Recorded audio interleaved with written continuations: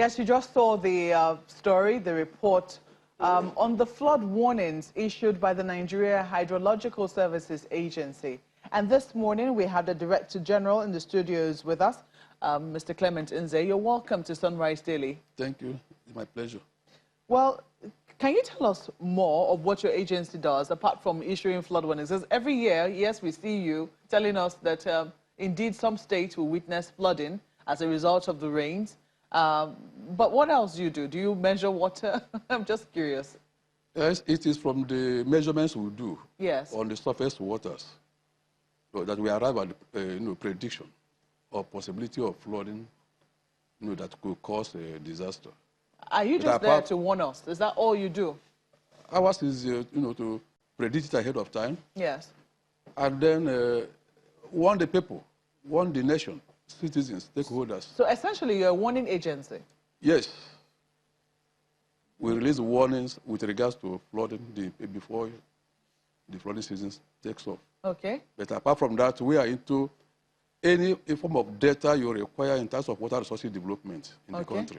Okay. It's researched within the agency. Groundwater issues, all manner of things. There are quite a lot of them. I figure that might be under your purview. But that of flooding seems to be very current. It's an issue that affects everybody more or less. So that seems to be much pronounced. So year in, year out, you have issued these warnings. I think right now we understand that about 74 local governments are at risk. You have said that there is more rain to come in the next 1 month, so we should prepare for more floods. Have you seen, you have also complained, it was same, of the seriousness with which your warning is being taken by the agencies or the relevant authorities concerned, we should take action with regards to the flood. What would you say you want to see as an agency when you issue these warnings? We expect, in particular, state governments to take action by removing structures that are within the flood plains. They should have the political will to do that. These structures, block the passage of a flood. And you go there and erect the structures. We expect state governments and the individuals also to clean up their drainages. Remove the rubbish, don't throw anything, throw any trash or whatever. You sweep your houses or homes, or even those who sweep in the street, along the streets. Don't put anything within the drainages. Clean them up. Let them be open for flood to pass. Oh, you are a Nigerian. You and I live here in Nigeria. Yes, yeah, and I'm sure that's the reason why you're citing the many examples you see which block drainages and which have also been the source of flooding in recent times. So if you have been doing something in a particular way for many years now, which is issuing warnings, and yet, year in, year out, we keep seeing that the floods happen, people are displaced, properties are lost. In fact, people die as a result of the floods. Yes. And it doesn't seem like the actions we need to be taken are taken. What do you then do? As an agency, do you see yourself having any more options aside the announcements that you make on TV? Because some people might say, maybe they didn't hear it. Do you think that you could take any more actions? Our agency does not have any powers to remove structures anywhere. Yeah. We have pipeline authorities that exist by law that have the capacity or the instrument to do that, to remove structures, to demolish. Ours is to warn. But apart from the warning, which also, we normally move from zone to zone within the country to also carry out the advocacy. We do them in local languages, letting people to know the dangers that they will face if they fail to adhere. But by and large, ours has to do with advocacy, informing the people after we have done the prediction ahead of time before the rainy season or the flooding season starts. We go from point to point. So they cannot say that they haven't heard you? I think people have heard. It is that when we are doing the sensitization program in the states, we bring some states together to inform them. We invite the local government chairmen, traditional rulers who are the grassroots, to help us propagate what you are saying, cascade it down to the, to the lowest level that people can hear and take heed. So for the sake of clarity, so let's just assume that maybe it got lost in the middle of other news items that people listen to. Can you tell us again what it is that you are seeing for this year in terms of rainfall and in terms of flooding patterns? How many states are you saying will still be affected? That is, if states are already saying, thank God, we are not affected. How many more states are you thinking will be affected, and how much rain do you think will fall this year? Well, there are so many inputs or so many things that generate flood or cause flood to take place. The major one is the rainfall. Earlier in the year, precisely January 24th, the Nigerian Meteorological Agency came up, public with the expectation of rainfall in the country for the year 2019. Yeah, NIMET does that. NIMET does that, yes. They told us that it's going to start late and it will end early.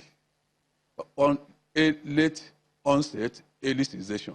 But they said it will be heavy. That means that what it means that you are going to have a heavy amount of rainfall within a short period of time. And that has the potency to translate into flooding from our own point of view. Now, we said that about 30 states in the country will be heavily impacted.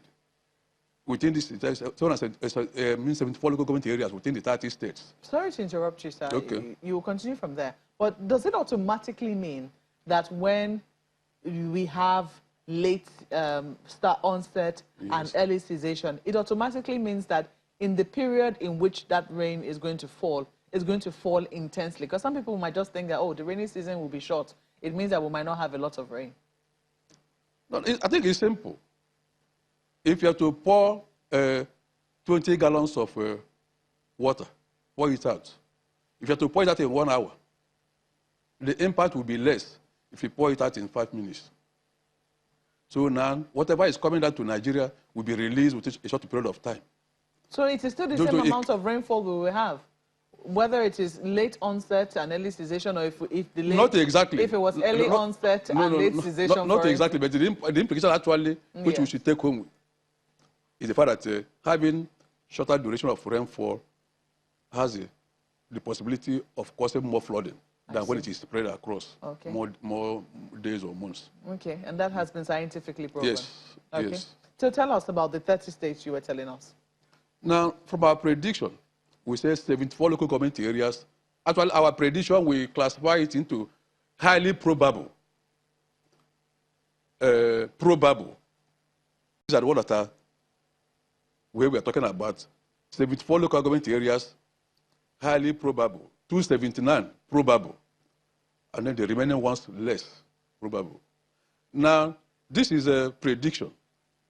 There are so many things that happen. We talk about climate change, that a state or a local government that you say it will be just probable might become eventually highly probable. As of today, 15 states plus FCT have been heavily impacted with a flood. Some local government areas within these states. Now, from our prediction, which we have been following, is only 15. We are still expecting that most likely another 15 states may still be affected. It is a little bit worrisome to us that so far all the flooding events in the country as of today in 2019 are what we call a flash flood or urban flooding, just within the country, within, because of rainfall within. That's why we're a bit worried. We have not gone into the peak of rainy season or the flooding season, and we are witnessing what we are witnessing. When is the peak? Late August, September. That is, by this time, in the northern part of Nigeria, this is the period August. That's when the heavy rainfall, they have the experience maximum rainfall in a year, around August period. But by June 6th, or even earlier than that, FCT, experienced the first casualty. I mean, within this point, June, as against July, August, September, which is the norm, what we know already. But there has been a shift that even as early as June. Now, we said in about a bone style, Nigeria is in a basin called Niger Basin. Niger Basin, just as we have a bowel. Nigeria is located at the downstream, where my two hands are joining. This side, there are 6 countries this way: Guinea, Mali, Niger, Burkina Faso, Cote d'Ivoire, Benin Republic. All of them are coming. The other side of it is Benue, Cameroon, and Chad. So the flood that will be coming from these countries are yet to arrive in Nigeria. And that's when we experience river flooding, like what happened in 2012 and in 2018. But we pray, Nigeria pray a lot, that let there be no release of water from Cameroon this year. They didn't release in the past 4 months or thereabouts, 4 years rather. They didn't release in the water from the Lagdo Dam. Yes, they didn't release. They released in 2012. That's what caused what we saw in 2012. If they had done so last year, it could have been much worse than 2012, because what we saw in Nigeria in 2018 was quite much more alarming in terms of what we had without a release of water from Cameroon. Let us talk to an environmentalist in Lagos, and I understand that Kayode and Ayo have a guest with them. Yes, we have Mr. Ido Salah, who, of course, as you said, is an environmentalist. Thank you very much for joining us. Thank you. Apparently, you are equally moved by some of the things that you heard Mr. Nze saying the other time. Is there an end in sight? I don't think so. I don't think so. And the only way we can have an end in sight is just for us to tell the policymakers to take the issue of flooding very seriously. You think they are not taking it seriously? Yes, they are not. Forgetting one thing, that the impact of flooding is similar to the impact of war. Yeah. I give you statistics of what we have had in flooding this year. The death toll from just within weeks of flooding in Nigeria, urban flooding only, we have about 100 people that have lost their life. Houses, people have been displaced. Do you have any evidence to? Of course, in the four states, we talk of Niger, Kogi, Delta, and Anambra. It has been reported by NEMA. And that's this year alone. This year alone. And what the hydrological man is saying is correct. We have Nigeria is prone to 3 flooding. We have the urban flooding, the river flooding, and the ocean flooding. And we are lucky that the other type of flooding, we talk of tsunami, is not here yet. We talk of storm from hurricane, it's not here. Those one too causes flooding. Now, how do we now prepare ourselves? We have agencies that are to work together. We have flood management, disaster flood management system that are in place. There are 4 phases. We have the preparedness, and that is what they are doing. Prevention stage, that's what hydrological agency is doing. And we have the response phase, and we have the mitigation phase. Who is in charge of response? You see, all of us. Response phase, NEMA. And that's when they start giving so-called to people who are displaced by flooding. The mitigation stage is more or less like state government and federal government, where they have to put infrastructure in place to prevent impact of flooding. One of the research that I read also indicates that a major cause of flooding is our drainage systems. You see, they are part of it. That's where we come in as an environmentalist or environmental consultant. We keep telling them, you don't just build the infrastructure, you need to maintain it. We have periodic maintenance of the drainage system. I give example of Lagos. We have system 1 to system 6 in Lagos. Odoyalaro is the most major one, which is system 1, that has its start from Agidingbi and end at Oworosoki, about 19-point-something kilometer. If you are on the bridge of Odoyalaro Bridge, you see that the channel have closed up that contain the river. So if we have heavy rain, it's going to spill over because nobody is carrying out periodic drainage maintenance on this channel. How informed are, because I mean, the office of Mr. Clement Nze, has pointed at governors, at state governments, as not doing enough. So what exactly are they supposed to do besides the maintenance of these drainages that you talked about? The building code has to be adhered to. They have to alert the public on the effect of building on drainage channel. They have to put in place effective solid waste management system. Now, Lagos is going to suffer a lot from these flooding activities, both direct and secondary. And I'll give you an example. Because as we are concerned, we are doctors of the environment. We tell you the effect of human activities on the environment, the impact of human activities on the environment. One, the open defecation alert has been given to us now in Nigeria. Nigeria is now ranked at the bottom of open defecation in the whole world. If you now have flooding combined with open defecation, you know the secondary effect that is going to happen. Public health problems. We have problem of diarrhea, cholera, because our water infrastructure will be affected. We now have high rate of cholera and diarrhea in our public institution. That's number one.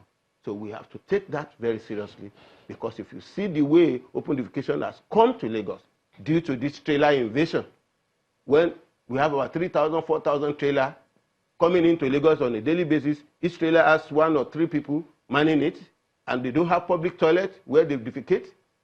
So we have to look into that. And we now have flooding happening in Lagos. And Lagos is prone to all the 3 flooding activities, both be it urban, be it river flooding, be it coastal flooding. So those are kind of impact we should be looking into. Apart from that, the direct effect, indirect effect. So the direct effect of flooding is you have houses being raised down, you have people losing their life, we have infrastructure being collapsed, and all this. So government should pay attention into it, because we are the same way that we have during war. Impact of war is what is affecting when we have impact from the flooding. Now, from what you have said, it appears as though we're not entirely ready for what is to come. I don't think so. Okay, and we have a few weeks. I mean, judging by the warnings, the alerts that NHISA has given out. So time is of the essence. And a lot of people have criticized Nigeria's attitude to things like this. They say it's fire brigade. Once we realize a few weeks, we start to try to do things necessary. So the question is, we have a few weeks to go.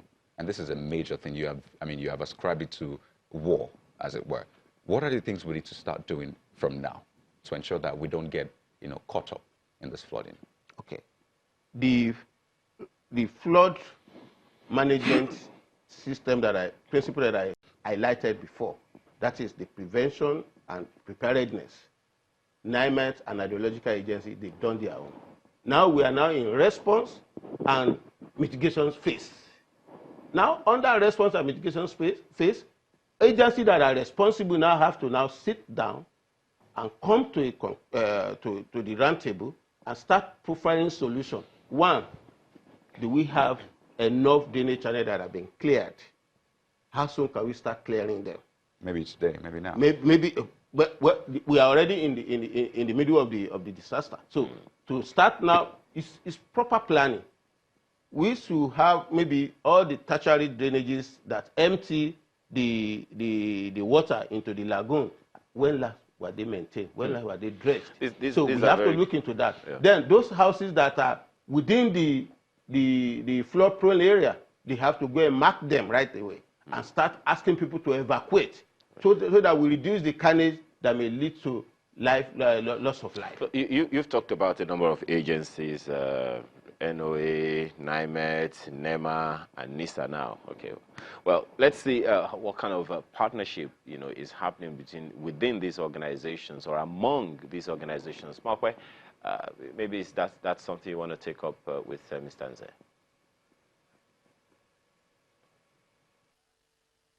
Flooding. Can we do anything about it? In our agency, we recognize the need for partnership.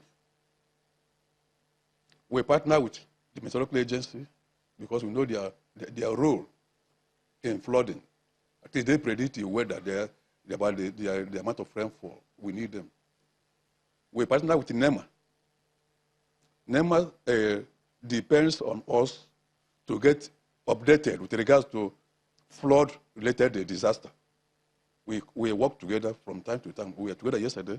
NEMA, FCT, FEMA, that's FCT, Management Agency. We also partner. We are together yesterday, even last night too. we partner with NOA for the dissemination of our information. And then the state farmers, anyway, they deal directly with NEMA, but some of them we have a contact with them to talk with them. So these are the things.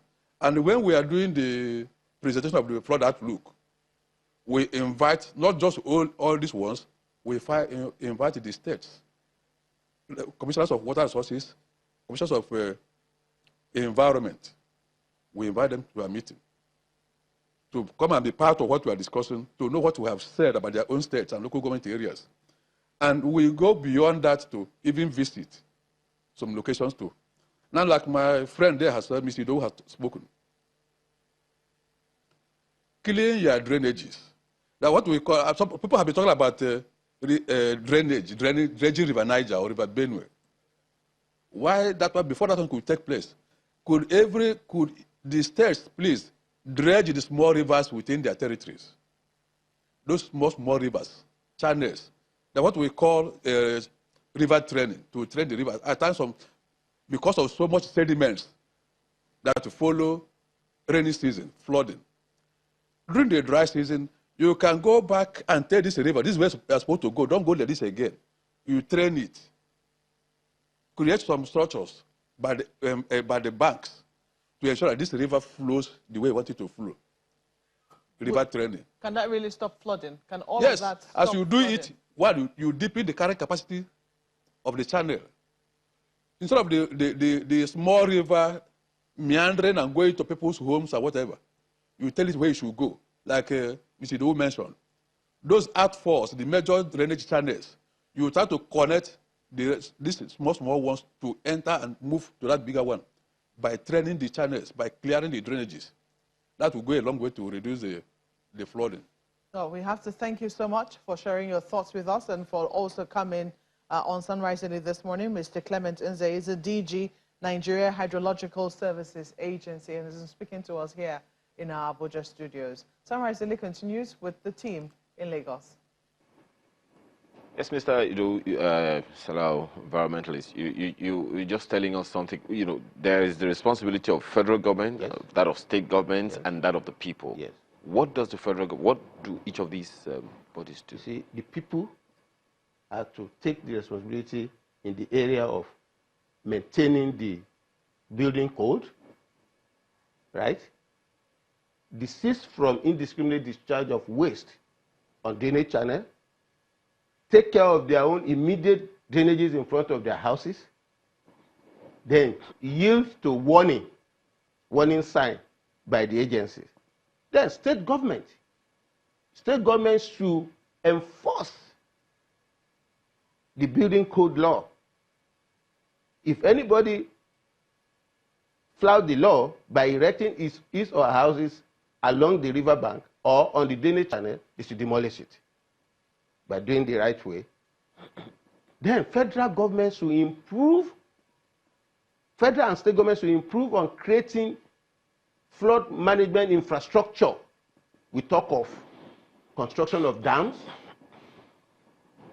that is training of rivers, construction of river bank in terms of retaining wall. I give you an example of that. This question you just asked, practical example.